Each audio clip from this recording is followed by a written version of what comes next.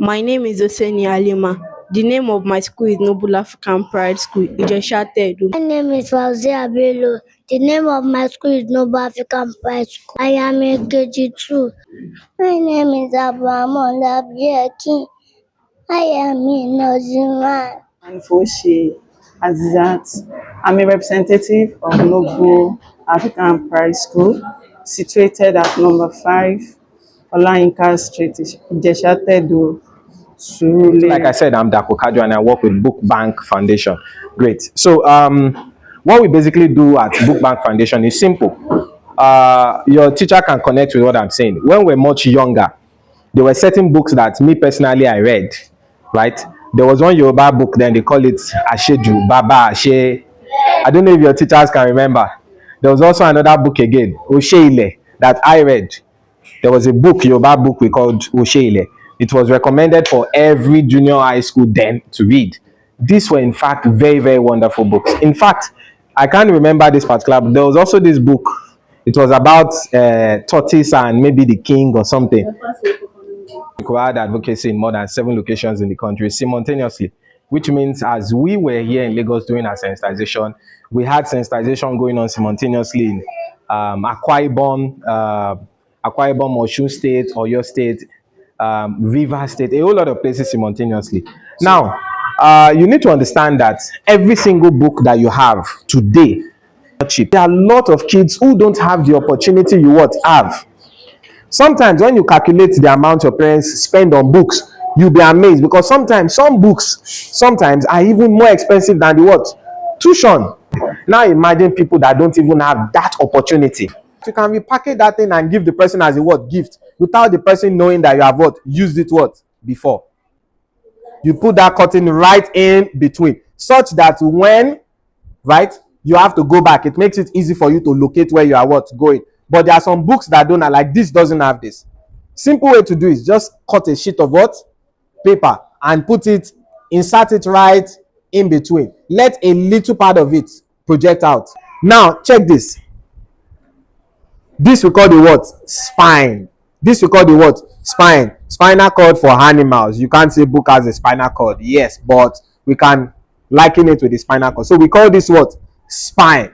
So if you look at this spine, this part here is usually the heaviest part of the book.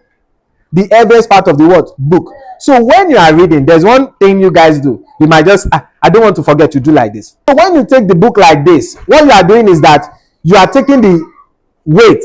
That is the heaviest part. You are taking it away from the ground. And as you're doing that, obviously, what are you doing? You are exposing this spine to break it. All you just have to do, if you know there's a place you are reading, just put it like this. Instead of facing it like this, just leave it like this. Or put a bookmark right in between, then close it. Does that make sense? Yeah. So that makes 3. Great. Now, another thing you guys used to do that is not very nice. Okay. Are you aware that water is a chemical? Yes. Water, yes. Are you aware water is a chemical? You don't know? Water is chemical. Are you aware food is also chemical? No. Yes, now the food you take into your body is chemical. But generally, all our foods are chemicals. Water is chemical. Food itself is chemical. Now, when water reacts with that ink, what do you think will happen? It will, thank you. It will probably cause the ink to fade. Right? It will wash a little bit. And when that happens, you might lose some of the vital informations of that book.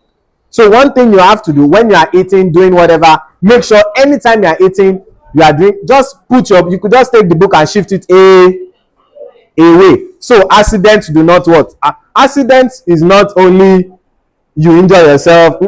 That can also be accident to this because this book actually needs to be worked on when such happens. Does that make sense? So always make sure you put it away. And importantly again, when you also My name is Osenia Elima.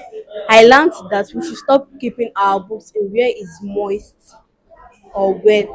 Books where water will not on it, so the books will not stick together.